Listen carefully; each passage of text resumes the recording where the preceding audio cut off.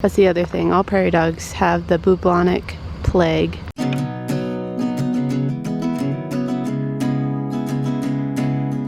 Good morning, everyone. Okay, so I'm at camp still and I'm getting ready to go. It's about 8:30 in the morning and I kind of want to get onto the trail by like 9:15.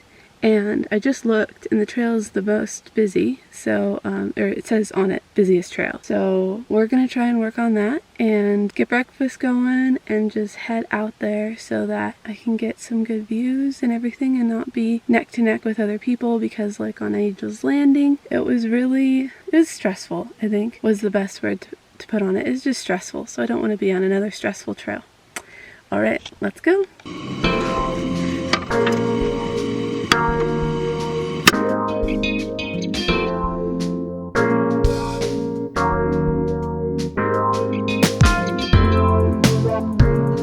So here's where I camped last night. It is pretty popular. There's some people right over there. I got a big spot to myself. There's an old campfire, but super nice little forest right outside of the park. I'm literally like less than a mile away from the entrance, even right here. There's a prairie dog out here just chilling. Oh, he's so cute. These prairie dogs are endangered species. They're special. Certain types of prairie dogs, and this one's probably an adolescent, because when I watched the movie yesterday they said that the big males and the big females are probably already hibernating by now, and it's just the young ones trying to put on more fat that hang out until the end of October. There's a sign that said prairie dog crossing. Oh, they have the plague. That's the other thing. All prairie dogs have the bubonic plague. I saw that in South Dakota too. The fleas on them have the plague, and that's what can transfer it to us. Oh, look at his little face. The parking is pretty full this morning, but I don't think everybody's doing the trail. We're at 8,000 feet.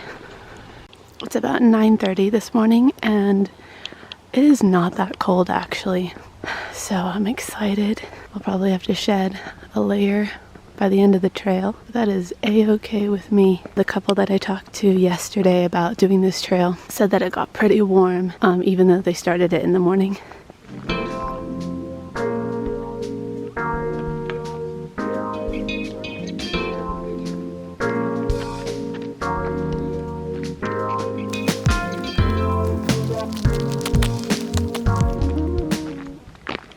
It looks like a little sculpture over here. Kind of looks like a bear. I'm going on the most popular trail in the park that leads you down into the hoodoos. And the hoodoo word is a Native American word that kind of just means like, ooh, scary. And it's the term they gave the fragile structures that are kind of standing on their own out there, kind of like needles.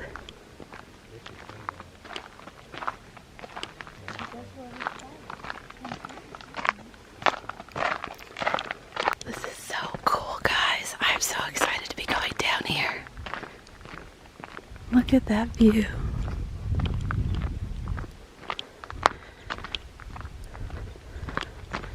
This is awesome. If you're interested like I am as to how these hoodoos came to formation, it's because every winter when the moisture and the frost and the ice get in between the layers, it expands and it breaks them apart. So not everything is a hoodoo. Some of them are windows, like that one right there. Yeah, right there. That's a window, but it's kind of the same process. And then there's, I think the other thing's called a drapery. Yeah, it's just the process of the seasons that makes it chip apart and create this really erratic structure. I feel like I'm on another planet walking down this white trail. This is so cool. Also that I don't have anybody in front of me or behind me that I can see. There's another bonus.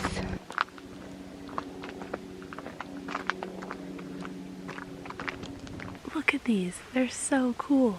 There's so many of them. I'm not even down to the bottom yet, but it's still super cool. They're like way out in the distance. This whole area right here is called the amphitheater.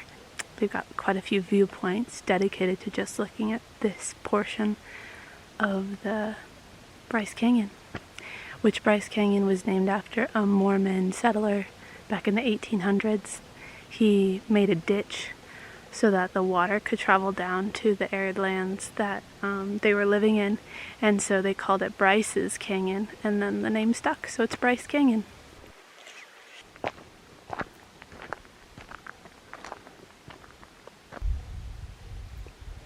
It looks like Candyland or like Whoville. Just very unique.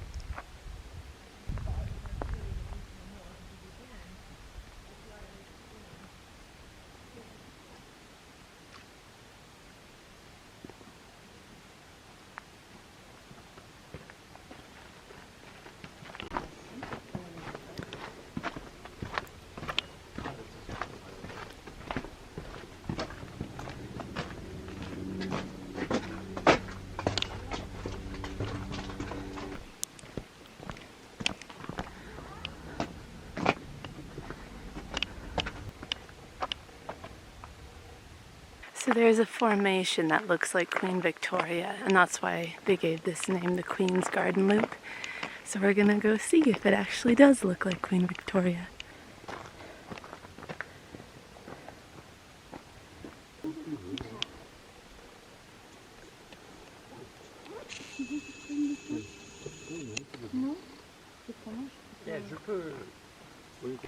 So does that hoodoo look like Queen Victoria? I think it kind of does look like Queen Victoria. Her statue, yeah, especially from this angle. You can see her crown and her head, and a little bit of like her cape and dress. Very nice. So awesome, whoever spotted that.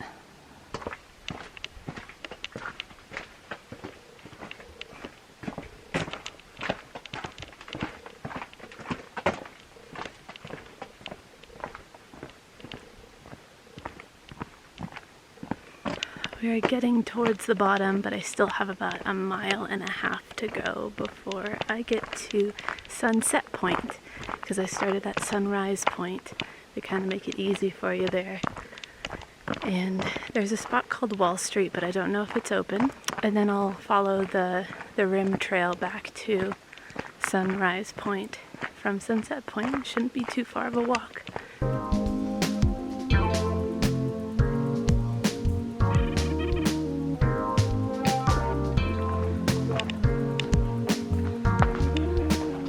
I'm getting closer to Sunset Point, and it's getting way more closed in, which is nice because it was hot in the sun.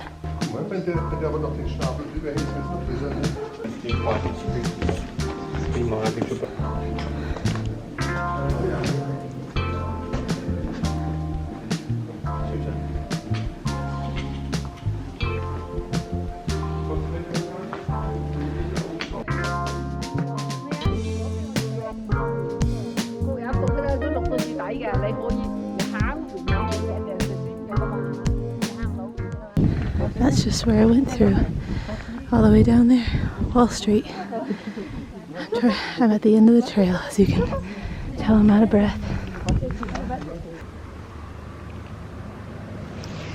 I saw that the back of someone else's feet had dust all over them, and I was like, oh, I bet I do too.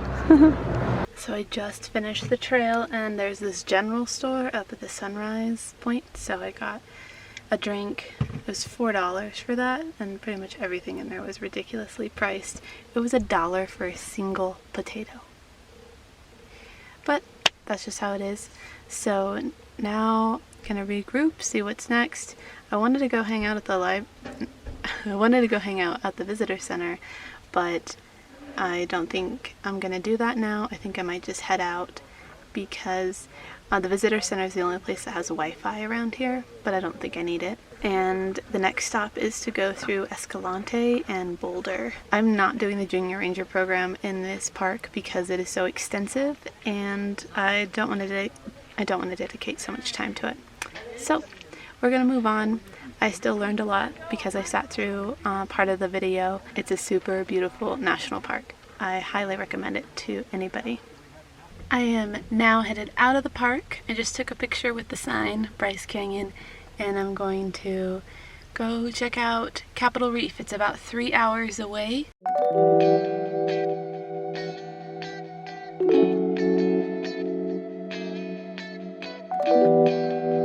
I am sitting at a viewpoint looking over the Grand Staircase-Escalante National Monument. So let's go check it out.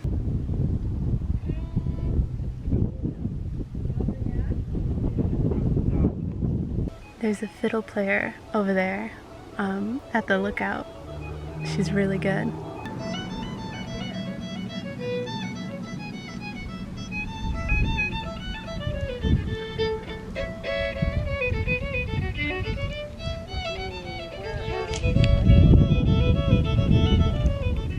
I'm sitting at another rest stop along the way. Like I said, it's about 3 hours drive to go from Bryce Canyon to Capitol Reef on the route that I'm going.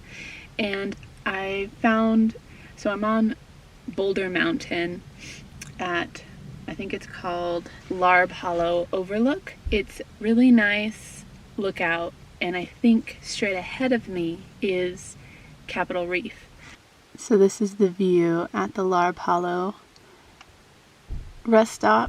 Very beautiful, and I think Capitol Reef is in this area. Oh, hey there.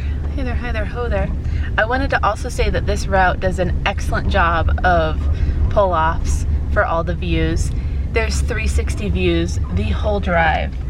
This whole 3 hours, I've been listening to podcasts and really getting to look at the scenery. So if you ever drive this way between Bryce Canyon and Capitol Reef, it's gorgeous. There's tons of places that you can go check out that obviously I'm not doing, but there's places called like Hell's Backbone, Hole in the Rock Road. There's some canyons little slot canyons you can walk through. So tons of places to go, and the BLM office in Escalante will you can go in there, and it's like a visitor center, and you can talk to them about where you want to camp, what you want to do, what kind of vehicle you have, and they will set you up on the best routes possible for you. Things to look for when you're in this part of Utah. I made it to Capitol Reef.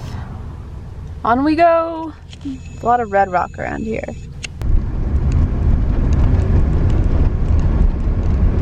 There's Chimney Rock. I made it to the visitor center at Capitol Reef. I know, it's funny. Well guys, I found camp, and it's amazing. It's a really big spot, 360 views, there's even a fire pit, and I know I'm on BLM land because of the signs, or National Forest, whichever one. But definitely liking this spot. I was a little scared because the marker was up the road a little bit and there was spots there, but there's somebody already checking them out, so golden. And it's level. Last night I was like totally at an angle, nose down. What I've got here is the 3 postcards that I picked up and the Junior Ranger book. I haven't looked through it yet to see how hard it is, but let's look. I have to complete all 12 activities and complete a required activity, watch, learn, and share, and bring it back to get the badge. Oh, so I have to, I don't know if I'll do the Junior Ranger book, just because I'm kind of heading out of the area pretty soon, but I will try it out. I like it, it's very cute. So for the map of the park, You kind of drive through the whole park.